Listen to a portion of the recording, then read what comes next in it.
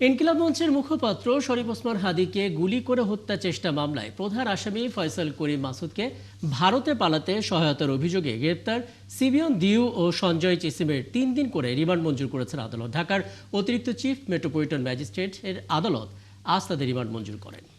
গত 12 ডিসেম্বর শুক্রবার জুমার নামাজের পর রাজধানীর পুরানা পল্টনের বক্স কালভার্ট সড়কে মোটরসাইকেল থেকে হাদিকে গুলি করে দুর্বৃত্তরা।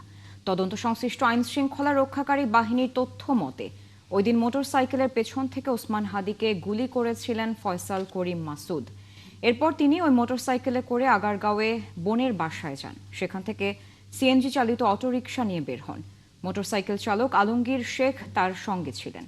দুজন ওই রাতেই সড়ক পথে ময়মনসিংহ হয়ে সীমান্ত পার হয়ে ভারতে পালিয়ে যান। এদিকে সিঙ্গাপুরে চিকিৎসাধীন ওসমান হাদির অবস্থা বর্তমানে অতি সংকটাপন্ন বলে জানা গেছে।